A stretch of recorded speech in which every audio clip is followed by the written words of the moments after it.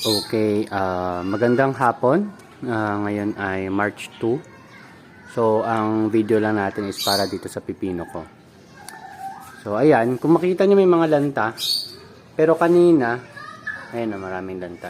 Pero kanina, mas worse pa yung meron dyan kanina. Especially yung nandun. Ayun, ang problema kasi, yung isang puno na may lanta, yun yung medyo marami pang bunga na hindi ko pa napipitasan. Hindi ko pa napipitasan yan eh. Hindi ko sure kung may na hinog na bunga pero palagay ko wala pa. So ngayon ay March 2. So tinanim natin to noong December 29. So mga 2 months old pa lang to. Eh ang target ko end of March ko pa siya i-dispose. Pero nakapag-harvest na tayo dito ng mga 7, 8 pipino yung na-harvest na natin dyan. So, dun sa 8 pipino na yun, actually goods ka na eh. Pero syempre, yung gusto mo, maka-harvest ka pa. So, meron pa naman tayong mga ma-harvest. Ito, malamang bukas i-harvest ko na to. Kaso, yung iba, mukhang negative na. So, merong isang puno na medyo kakaiba. Kasi hindi talaga siya naka-recover. Pero, bigyan ko lang kayo ng palagay ko nangyari. Tiningnan ko naman kaninang tanghali kung may natira pa silang tubig at meron pa. Usually naman tulad ng sinabi ko sa inyo, meron tela na mag-aangat ng tubig sa kanila nutrients para mag-okay sila. Pero hindi ko sure, parang hindi ganun yung nangyayari ngayon. Ang pinagkaiba lang naman ito sa dati nating setup, which is yung sa Sengel cucumber, nilinis ko na rin eh. Hindi buo yung styro niya. Ayan, makita nyo patche-patche. So, possible, may mga nakapasok na kakaibang insekto or kung ano man, or fungus, na pwedeng dumali dun sa kanilang ugat. Based kasi sa naging experience ko dati, nung nagtanim pa tayo sa lupa, yung ugat yung nagiging problema, kaya nagkakaroon yan na nalalanta sila or namamatay bigla nang hindi ko rin alam. So, possible fungus or any issue. So, ang ginawa ko, kaninang mga tanghali yon. So, may tubig pa naman. Ang ginawa ko, inangat ko yung tubig.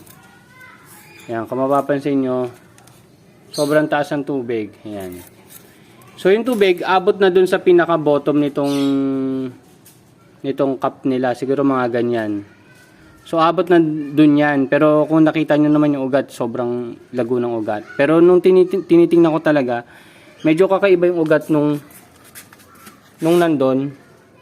Parang yung ugat niya, kung yung iba palapad, yung sa kanya parang may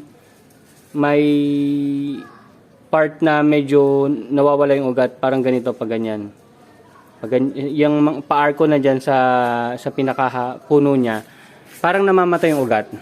Hindi ko sure kung anong cost nun. And first time ko lang din naman nakita yon. At possible kasi pag root issue, possible din mahawa yung ibang halaman natin. So, tinitingnan ko pa kung ano yung pwedeng gawin doon or anong dapat gawin doon. Pero kung hindi na talaga makarecover yung isang puno na yan, papatayin na natin para lang hindi na siya ewan ko kung makakahawa pa kasi sa iba eh. Ayan o, kasi yan o, hindi alam ko galing sa kanya yung sanga na yan eh. Pero ititrace ko para makita natin kung sa kanya nga. Pero isa pang pinagkaiba, ayan, yung nagtuloy-tuloy na yan na lanta. Hindi ko na tinap-pruning. Yung tinanggal yung pinaka main vine niya, yung pinakatuktok ng main vine niya para hindi na siya humahaba. So hindi ko kasi naputol yan nung pumunta na siya doon. So, inisip ko, baka isa rin yun sa dahilan kaya siya nagkasakit or kung ano man. Pero sayang din, parang mga ilang bunga ba yan? Mga 3. Pero kung hindi ako nagkakamali, sa kanya rin ako una naka-harvest dati.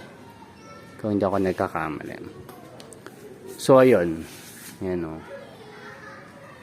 So, hopefully, kahit pa paano, hindi naman sila mamatay ng sabay-sabay kasi kaka 2 days old pa lang ng seedlings natin ng ganito pa rin naman. Jackson 27 ang tanim natin. So bala kong ilagay yung Jackson 27 natin is dito. O kaya ilagay ko na lang sila dyan pahaba parehas. Pahaba. O kaya dito. Basta Magkakaroon lang tayo ng 2 box for cucumber. Pag-aaralan pa kasi natin kung ano bang best setup sa atin. So, it takes time. In 3 months ang cucumber, kung maganda yung tubo. At hindi pa naman tayo ganoon kagaling sa pagpapatubo ng cucumber. So, good thing din na hindi ko talaga binalak na taniman agad lahat to. And para makapag-level up na tayo, unti-unti na tayo mag-try ng NFT.